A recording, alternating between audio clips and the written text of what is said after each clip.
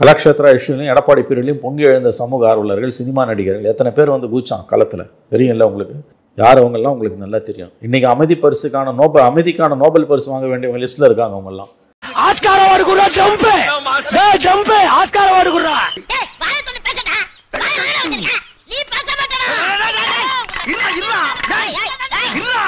கையது கொண்டி மையது பொத்தி நவத்வாரங்களையும் பொத்திக்கிட்டு அமைதியாக இருக்காங்க. ஸோ இந்த ஆண்டு அமைதிக்கான நோபல் பரிசை எடப்பாடி பீரியடில் பொங்கி எழுந்த சினிமா நடிகர்கள் இன்றைக்கு வாய் பொத்திக்கிட்டு இருக்காங்கல்ல, அவங்களுக்கு கொடுத்துடலாம்.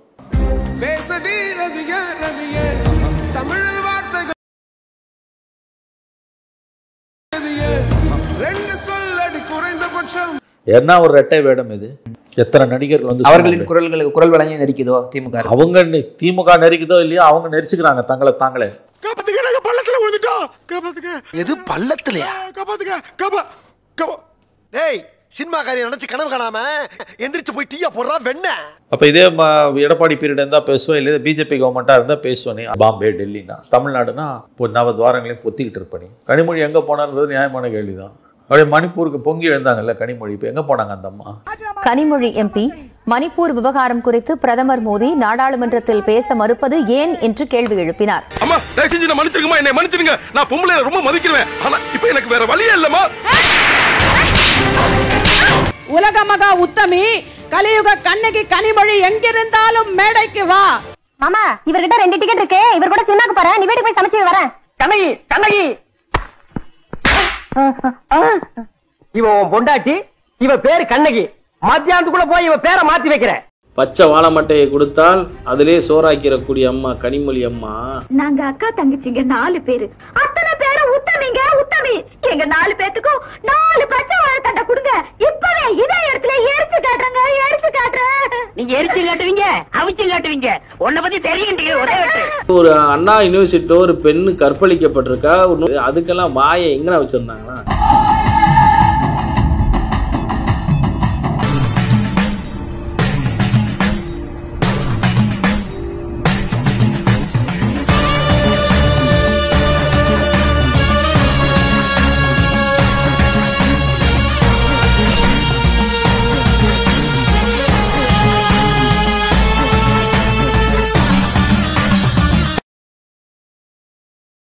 நம்ம சேனலோடைய வளர்ச்சிக்கு நீங்கள் கான்ட்ரிபியூஷன் செய்யணும் அப்படின்னு நினச்சிங்கன்னா கீழே டிஸ்கிரிப்ஷனில் ரேசர் பேருனுடைய லிங்க் இருக்குது. அதில் போயிட்டு உங்களால் முடிஞ்ச அமௌண்ட்டை நீங்கள் கான்ட்ரிபியூஷனாக நம்ம சேனலுக்கு அடிக்கலாம்.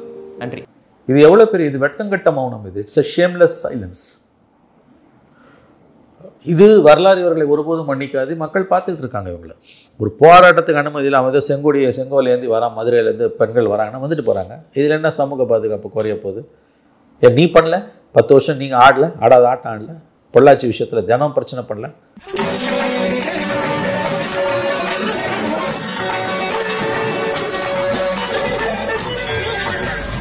ஒவ்வொரு நாளும் ஒரு ஆர்ப்பாட்டத்தை பண்ணி இப்போ அரசாங்கத்துக்கு பெரிய ஹிம்சை கொடுக்கல. இன்றைக்கி நீங்கள் உங்கள் ஆட்சியில் நடக்குது. இன்ன வரைக்கும் அந்த கைது பண்ணவனை எதுக்கு நீங்கள் போலீஸ் கஸ்டடியில் எடுக்கல? ஸ்பெஷல் இன்வெஸ்டிகேஷன் டீம் போட்டும் போலீஸ் கஸ்டடியில் எடுக்க முடியல. இன்ன வரைக்கும் 10 நாள் ஆகப்போகுது. அப்போ என்ன நடக்குதுங்க? அப்போ அந்த எதிர்கட்சிகளுடைய கோரிக்கை என்பது நியாயமான கோரிக்கை தான். நான் பொறுக்கியும் போலீஸா? டிடி தண்டபாணி. நீ டிடி தண்டபாணி இல்லையா? கேடி தண்டபாணி. வெட்டா அவன் ட்ரெஸ் கட்டி கொடுத்தீங்க. நீ இன்ஸ்பெக்டர் போறக்க அவனே ஒரு தொடுப்பு. நீ அவனுக்கு எடுப்பா. அவனை அரெஸ்ட் பண்ணியா? முதல்ல அந்த எஃப்ஐஆர் அப்படி டிராஃப்ட் பண்ணதே தப்புன்னு உயர்நீதிமன்றம் சொல்லுது. கேவலமான வார்த்தைகளை வச்சு போட்டிருக்கீங்கன்னு சொல்லுது. இப்போ கேவலமான வார்த்தைகளை வச்சு அந்த டிராஃப்ட் பண்ணுற அளவுக்கு அந்த எஃப்ஐஆரை டிராஃப்ட் பண்ணுறதுக்கு சொல்லி கொடுத்தது யார்? அப்புறம் லீக் பண்ணது யார்?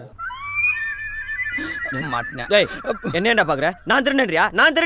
நீதான் தொட வந்த அந்த திருட்ட நான் தடுத்து நிறுத்தினேன். சார், இப்போ நீங்களோ நானும் கேள்வி கேட்டால் அது யூகம்னு சொல்லுவாங்க. கூட்டணி கட்சியில் இருக்கக்கூடியவர் திருமாவளவன் அவரே சொல்றார் சந்தேகம் இருக்குன்னு சொல்றாரு. இது ஏதோ தொடர்பு இருக்குமோ என்ற சந்தேகம் எல்லோருக்கும் ஏற்பட்டிருக்கிறது. சார், இப்போ நிறைய குற்ற சம்பவங்கள் நடக்குது. அதுவும் பெரிய குற்றங்கள் நடக்கும்போது அதை விசாரிச்சா பின்னணியில திமுகவினர் இருக்காங்க. நிறைய ஜாபர் சாதிக் மேட்டா இருக்கட்டும், இப்போ இந்த மேட்டா இருக்கட்டும், நிறைய திமுகவினரே வர்றாங்களே, என்ன காரணம்? ஊர்ல இருக்க கடைசில ஏன் வேலைக்கு வந்து யா உசுரா வாங்குறீங்களா? இது நியாயமான கேள்வி.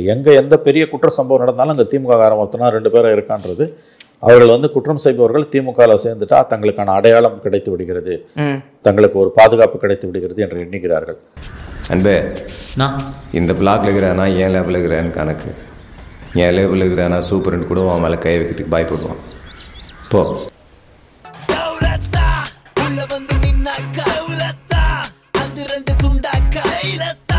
அப்போ சொன்ன மாதிரி வந்து எந்த தப்பு செஞ்சாலும் எவ்வளவு சமூக விரோத காரியங்களில் ஈடுபட்டாலும் அவன் திமுகவில் உறுப்பினராக இருக்கான் என்பது வந்து அதுதான் 3.5 ஆண்டு கால திராவிட மாடல் ஆட்சியின் சாதனைன்னு அதை சொல்லலாம்.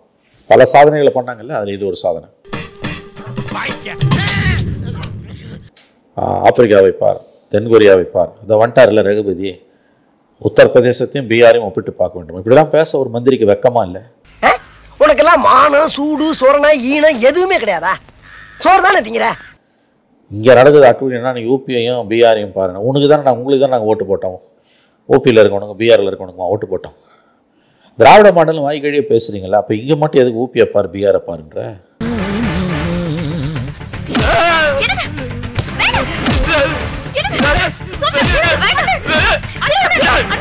சட்டம் ஒழுங்கு சந்தி சிரிக்குது. உங்களால் கண்ட்ரோல் பண்ண முடியல குற்றச்செயல்களை. சட்டம் ஒழுங்கும் அரசின் கட்டுப்பாட்டில் இல்லை, காவல்துறையும் அரசின் கட்டுப்பாட்டில் இல்லை. அதான் உண்மை. சட்டம் ஒழுங்கு என்னுடைய நேரடி கண்காணிப்பில் இருக்கும்.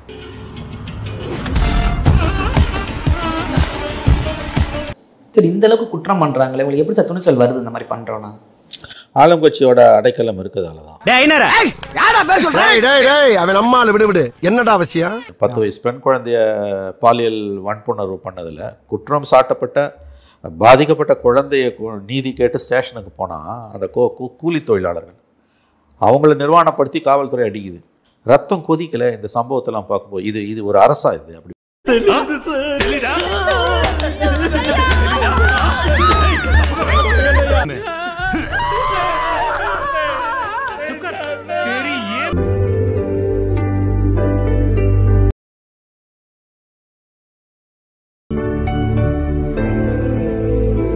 அதை எவனுமே வாய் திறக்கல. ஒரு டிவிக்காரன் அந்த டிபேட் பண்ணல.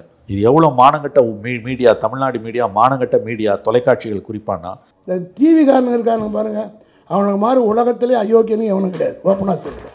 பம்பாயில் இருக்கிற ரெட் லைட் ஏரியா மாதிரி நடத்துகிறானுங்க கம்பெனி.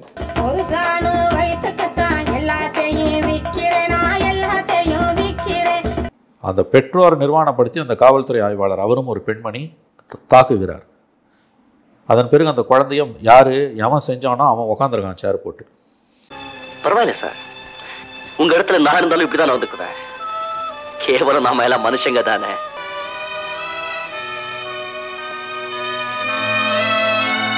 இந்த விஷயம் டைம்ஸ் ஆஃப் இந்தியாவில் பேஜ் 1 நியூஸாக வருது. அதில் சுப்பிரமணியம் ஜட்ஜ், இன்னொரு ஜட்ஜ் யாருன்னு தெரியல, அவங்க சுவமோட்டோவை தன்னிச்சையாக சிபிஐ விசாரணை உத்தரவு போடுறாங்க. மாநில காவல்துறை மேலே எங்களுக்கு நம்பிக்கை இல்லைன்னு. எவ்வளோ பெரிய அடி இது இந்த அரசுக்கு. முகத்தில் கறி அள்ளி பூசிருக்காங்கல்ல.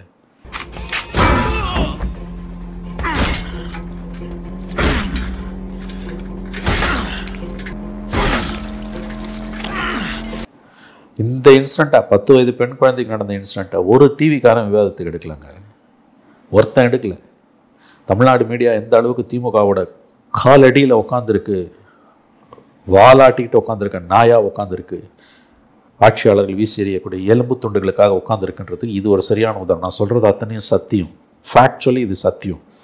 உதயநிதி உதயநிதி உலகம் போற்றும் உதயநிதி ஊருக்காக உழைத்திடவே ஒருத்தனும் டிபேட் பண்ணல. இந்த கூட்டணி கட்சிகள் இருக்குல்ல, மணிப்பூரில் நடந்த தெருவுக்கு வரானுங்கல்ல, இந்த கூட்டணியில் திமுகவோட இருக்கணும், ஒருத்தன் ஆர்ப்பாட்டம் பண்ணல. நான் சொல்றதெல்லாம் உண்மைங்க. ரத்தம் கொதிக்கும் கேட்டிங்கன்னா. இதுதான் மீடியாவோட லட்சணம். இது நடந்த 2 மாசத்துல அண்ணா யூனிவர்சிட்டி இன்சிடென்ட். ஸ்டார்ட் பண்ணு.